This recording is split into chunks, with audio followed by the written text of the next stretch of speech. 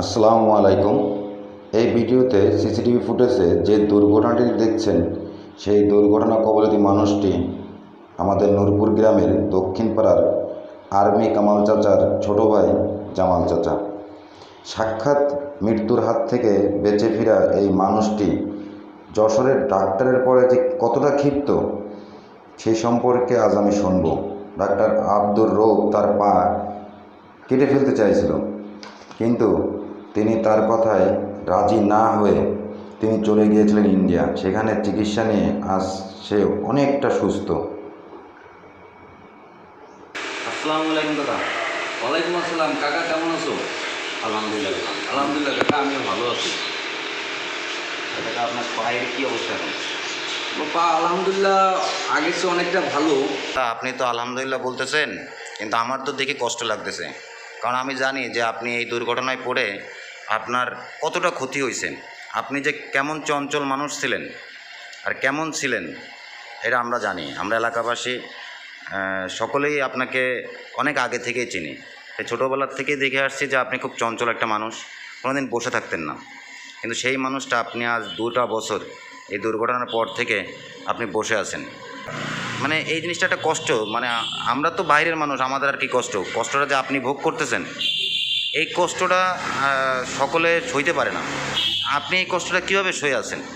কাকা, আসলে যার হয় সেই বোঝে কষ্টটা কী জিনিস। আর আল্লাহ যার আত্মাও ভাঙে, পৃথিবীতে একমাত্র ওই ব্যক্তিই বোঝে কষ্টটা কী জিনিস। তা আমি আল্লাহর কাছে একটাই চাই, আল্লাহ জানে কাউকে এরকম কষ্ট না দেয়। আমার মতো আমি আজকে 2 বছর পরে আছি। আগামীকাল 28 তারিখ আমি ইন্ডিয়ায় যাব, তামিলনাড়ু সিএমসি হসপিটালে। আমার যে ডাক্তার দেখে সে সার্জিক্যাল স্পেশালিস্ট, তার নাম হলো কিং সামুয়েল জেপেক নাম। সে একজন ভালো ডাক্তার। তিনি আমাকে চিকিৎসা করেছেন আজ থেকে 2 মাস আগে।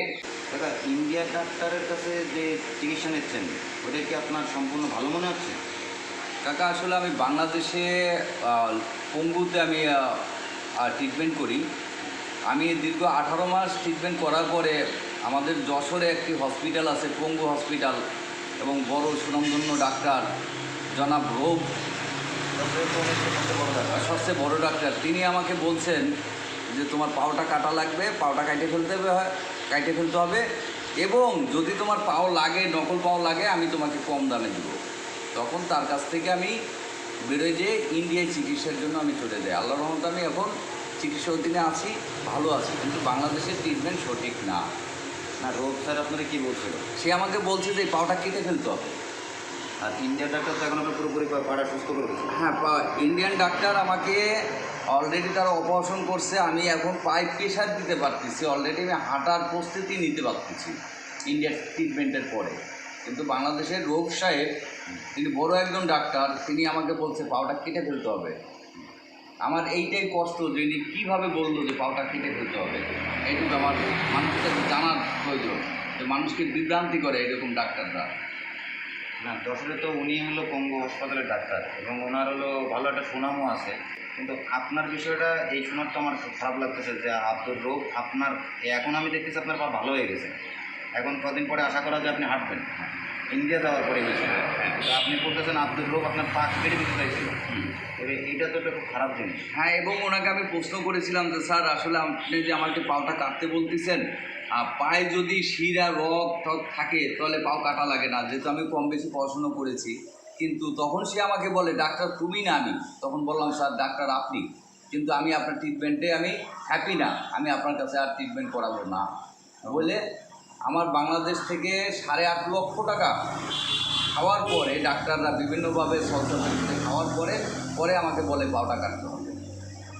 যেমন রোগ ডাক্তার, তিনি একজন ভালো ডাক্তার, সেই আমাকে বলে পাওটা কাটতে হবে। তিনি কোনো আশ্বাসও দিনই যে পা বাঁচানো যাবে? না না, আশ্বাস তো দেয়নি, বরং পাও কেটে আরও নকল পাও লাগাই দিলে আর কম দামে সে লাগাই দেবে, সবার চেয়ে কমে লাগাই দেবে। একটা পাও লাগাইতে গেলে মিনিমাম 2.5 লাখ 3 লাখ টাকা লাগে। এখন উনি আমাকে খুব কম রেটে উনি লাগাই দেবে, কারণ উনি তো এখানে আমাকে চিকিৎসা করছে। চিকিৎসা করার পরে যাই উনি আমাকে বলছে পাও কাটতে হবে। এখন উনি আমাকে কম রেটে আমাকে পাও লাগাই দিতে যাচ্ছে, নকল পাও। আর আমি এখন ভালো পাওতে আল্লাহর রহমতে আমি সুস্থ আছি।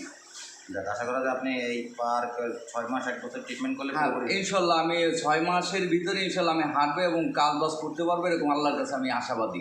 এখন কি আপনি আল্লাহ- হাঁটতে পারতেছেন? না আমি হাঁটতে পারিনি, ডাক্তার ইন্ডিয়ান ডাক্তার বলছে পায়ে কোনো প্রেশার দেওয়া যাবে না, ইন্ডিয়া থেকে আসার পরে হয়তোবা আমি হাঁটতে পারবো।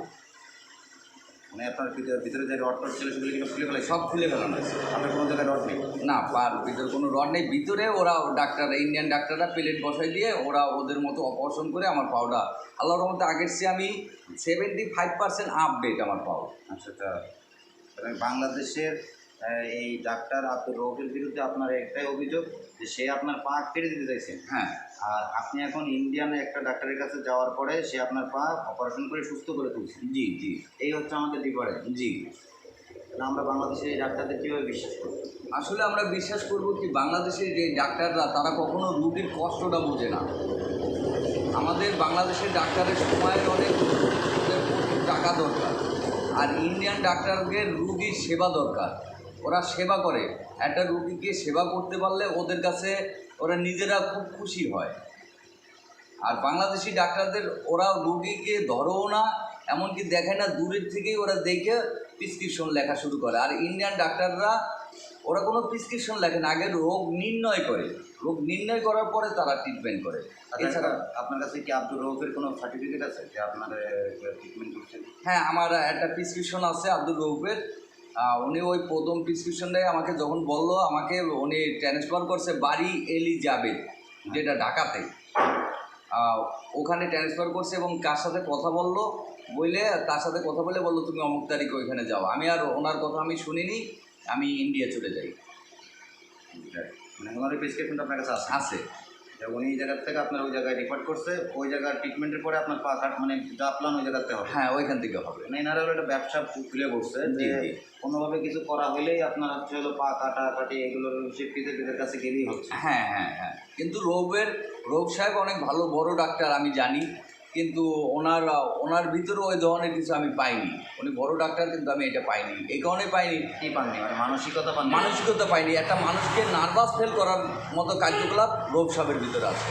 আমি আজকে পার দিকে তাকিয়ে দেখছি আমার পাও 75% 80% আগের মতো চলে আসছে। আর রৌফ সাহেব আমাকে পাও কেটে ফেলতে চেয়েছে, কারণ আমার মনের ভিতরে একটা হতাশা তৈরি করে ফেলছে। এটা রৌফ সাহেব করছে, আমি তার প্রতি আমি হ্যাপি না। এটা কষ্টজনক কথা এবং দুঃখজনক কথা যে একটা মানুষকে সুস্থ করার পরিবর্তে যদি তারা পঙ্গুই বানায় দেয়, যে পঙ্গু হাসপাতাল যদি নাম, তার হাসপাতালের নাম পঙ্গু হাসপাতাল, সেই জায়গায় মানুষ সুস্থ হওয়ার জন্য যাবে, কারণ তার পঙ্গুত্ব দূর হয়। কিন্তু সেই জায়গায় যদি তারা পঙ্গুই বানায় দেয়, তাহলে এই হাসপাতাল কী হাসপাতাল? আব্দুর রৌফের এই রিপোর্টটা যখন আপনি আমার বললেন, আমি জাস্ট এটা শুনলাম। যদি তার সাথে যোগাযোগ করার কোনো পাই আমি, তার সাথে যোগাযোগ করবো আমি করে, এবং জানার চেষ্টা করব যে আপনার এই পাটা এখন কেন সে কাটতে চাইছিল এবং কেন এই ডিসিশনটা সে নিয়েছিল, এটা ডাক্তার হয়ে সে কেন এই ডিসিশন নিয়ে আপনাকে নার্ভাস করছে। কারণ বাংলাদেশের ডাক্তারদের সুনাম এই জায়গায় অক্ষুণ্ণ হয় যে তারা রোগীদের সঠিক চিকিৎসাটা দিতে চায় না। এটাই বাংলাদেশের ডাক্তারদের সবচেয়ে বড় ব্যর্থতা। যার কারণে দেখেন, আপনি নিজেই বলতেছেন যে আপনি ইন্ডিয়া গেছেন, তাই এই ইন্ডিয়া যাওয়ার মূল কারণ কি? যে আপনি পাটা যেন আপনার কাটা না লাগে। এখন কিন্তু পা আপনার ভালো হয়ে গেছে। আমি কিছুদিন আগে আপনার পা যেভাবে দেখছি, সেই পায়ে ছিল পুরো রড, মানে চারি সাইডে পুরো ক্লাম লাগে, রিং বসানো, আর এখন পা পুরো ক্লিয়ার। সেই জায়গায় আপনি এখন সুস্থ, যার কারণে আপনার সাথে আমি দেখা করতে চাই, সুস্থ মানুষ। আচ্ছা কাকা, আমি তো জানি যে আপনার অ্যালপেন কোম্পানির ডিলারশিপ ছিল, এটা বাদ দিলেন কেন? কাকা আমার কাছে অ্যালপেনলিফ ছিল, পুষ্টি ছিল, ইফাত গ্রুপ ছিল এবং বেশ 5টা কোম্পানি ছিল এবং ব্যবসা করতেছিলাম। ব্যবসা করা অবস্থায় যখন ব্যবসাটা মোটামুটি একটা পর্যায়ে দাঁড়িয়ে যায়, তখন আমি অ্যাক্সিডেন্ট করি। অ্যাক্সিডেন্ট করার পরে ব্যবসা দেখার মতো আসলে ওরকম হয়নি। আমার বড় ভাই ব্যবসাটা ওইভাবে বুঝে না, আমি ব্যবসাটা পরিচালনা করতাম। আর যখন আমি পড়ে যাই, অ্যাক্সিডেন্ট হয়ে ঘরে পড়ে যাই, তখন ব্যবসাটা আমার নিজের থেকে আমার ছেড়ে দিতে বাধ্য হই, কারণ ব্যবসা দেখার মতো কোনো লোক থাকে না। আপনি তো এতক্ষণ শুনছেন এই জামাল চাচার কথাগুলো, তা আপনি একটু বলেন তো যে তার এই যে ডাক্তার সম্পর্কে যে ধারণাটা, এই জিনিসটাকে ভালো ডাক্তারের সত্যি কথা বলতে কি, বাংলাদেশের ডাক্তারের প্রতি মানে জামালের কথা শুনে আমার আস্থা উঠে গেছে। আমরা ডাক্তারের কাছে যাই চিকিৎসা হওয়ার জন্য, খুব ভালো হওয়ার জন্য। ডাক্তার যদি বলে আমার পাও কেটে ফেলতে হবে, পাও কেটে নতুন পা লাগাতে হবে, অল্প পয়সা দিতে হবে, তার মানে বোঝা যাচ্ছে যে বাংলাদেশে ডাক্তার মানে বাচ্চাদের যে কোনো মানুষের অ্যাক্সিডেন্ট করে তার পাও কেটে ফেলাতে নতুন পাওয়ার একটা ব্যবসা, অল্প পয়সায় দেবে। কেন আমরা তা বলবো কেন? আমরা তার পাওয়ার চিকিৎসা করি। অবশেষে যদি আমার না হয় তারপরে পাও কাটবে, তা না করে আগের থেকে তোমার পাও ভালো হবে না, মানে রোগীকে কীভাবে নার্ভাস করতে হয় ডাক্তাররা জানে। রোগী ঔষধ দিল না, আপনার কোনো সমস্যা নেই, এটা আপনার পাও ভালো হয়ে যাবে। এই কথাটা যদি বলে কোনো রোগীকে, রোগ অর্ধেক ভালো হয়ে যায়, তার মনে একটা শান্তি পায় যে না আমার কোনো সমস্যা নেই। তাহলে আপনার ধারণা হচ্ছে হলো বাংলাদেশের বেশিরভাগ ডাক্তার হচ্ছে ব্যবসা করে। হ্যাঁ, ব্যবসায়ী আচ্ছা বিভিন্ন ক্লিনিক খুলে বসেছে।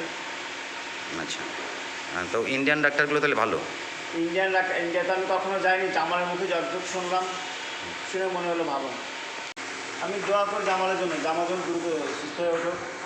সে ইন্ডিয়ায় যেতে চাচ্ছে, আলহামদুলিল্লাহ ভালো, তার শুভকামনা করি। তো আব্দুর রৌফের ডাক্তারের বিরুদ্ধে অভিযোগের শেষ নেই। এছাড়া আমাদের এলাকায় আলমগীর ভাইয়ের পাও 2019 সালে কেটে দিতে বলছিল। সে আলমগীর ভাইও ইন্ডিয়া দিয়ে পা এখন সুস্থ, একদম হেঁটে বেড়াচ্ছে। তো এরকম আরও কিছু ভিডিও নিয়ে আপনাদের সামনে আসবো, সাথে থাকবেন আশা করি।